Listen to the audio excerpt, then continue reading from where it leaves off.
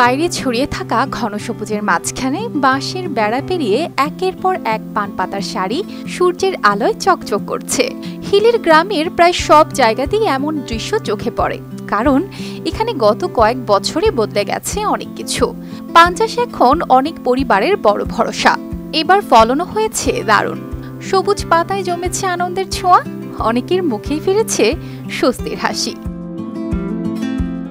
তবে খুশির মধ্যেও আছে দুশ্চিন্তা, কারণ এই মৌসুমে বাজারে পান পাতার দাম অনেক কম। ফলন ভালো হলেও কাঙ্ক্ষিত দামের অভাবে চাষিদের মন ভারী হয়ে আছে।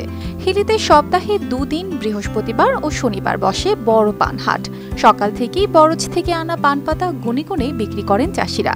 টাকার অঙ্কটা খুব একটা বাড়ে না, তাই সচ্ছলতার স্বপ্ন ধোঁয়াশায় ঠেকে যায়। এই টাকা দিয়ে আমাদের বরজের কোনো কাজই হবে না, সম্পূর্ণ হবে না। এতে বাইরে থেকে ভর্তুকি দেওয়া লাগবে, আবার খোলের দাম বেশি। আমরা এত অসুবিধার মধ্যে আছি বর্তমানে এই বরজ, পানের বরজ নিয়ে। আবার মনে করেন এই পানের বরজে যে একটা রোগ আসলো, এই রোগের কোনো চিকিৎসা নেই। সরকার যদি এটাতে মনে করেন যে এটা কোনো কিছু করে যদি ঔষধ বের করতো, যেটা ভালো মানে ঔষধ একটা বের করলে আমরা হয়তো সেটা ব্যবহার করে ভালো ফল পেতাম। অনেকে জানান 1 বিঘা জমি চাষে খরচ হয় 1 থেকে 1.5 লাখ টাকা, আর আয় হয় প্রায় 2 লাখ টাকা পর্যন্ত যদি বাজার ভালো থাকে।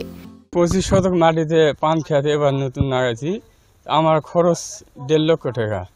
তে আমি এখন 1 পোয়া জল পান করে নিতে যাই, লেবারের টাকা 200 টাকা নেয়, বাজারে বিক্রি করতে হয় 150 টাকা। তে আমরা কিভাবে বাঁচবো কৃষক? যদি সরকার যদি ভর্তুকি না দেয় এটা, তে আমরা কৃষক বাঁচবো না, মরে যাবো। বরজ থেকে যেতে হবে বাড়িতে আমাকে। তবে এবছর লাভের সেই সুযোগ অনেকেরই ধরা দিচ্ছে না। বাজারে টানা দাম কম থাকায় বেশিরভাগ চাষি হতাশ হয়ে পড়েছেন। বর্তমানে আমাদের পানের বাজার খুব খারাপ। বরজিটা মোটামুটি ভালো আসছে, কিন্তু পানের বাজার নেই। একটা লেবার নিতে গেলে পরে 400-500 টাকা হাজরা দিতে হয়। তাহলে আমাদের যে বর্তমান যে বাঁশের বাজার, শলি কিনতে গেলে পরে 1 বোঝা শলির দাম 700-800 টাকা। আমরা কোনো প্রকারেই এই পানের যে পানের বাজার আছে এটাতে আমরা চলতে পারবো না। আমি 1 বিঘাতে ক্ষেত লাগাইছি। বর্তমান পানের বাজার খুব নিম্নমানের। পান গত বছরে যে আমরা যে পানের দাম পাইছি, এবছরে তার তুলনায় অর্ধেকেরও নাই। এই পরিস্থিতিতে উপজেলা কৃষি বিভাগ তাদের পাশে রয়েছে। কর্মকর্তারা বলছেন এখন হয়তো কিছুটা কম সময় যাচ্ছে, তবে সামনে হয়তো বাজার ঘুরে যেতে পারে। তাই তারা চাষিদের হতাশ না হয়ে চাষ ধরে রাখার পরামর্শ দিচ্ছেন।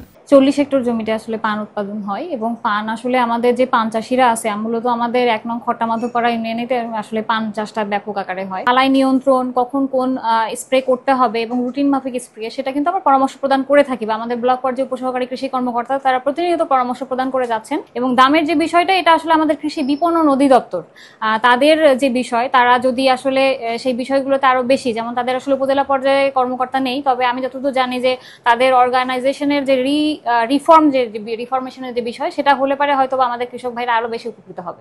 এবছর শুধু হাকিমপুর উপজেলাতেই 40 হেক্টর জমিতে পান চাষ হয়েছে। প্রতিদিনের শ্রম, সবুজ পাতায় জমা আশা, সব মিলিয়ে হিলির চাষিরা টিকে থাকার লড়াইয়ে আছেন। News desk, RTV।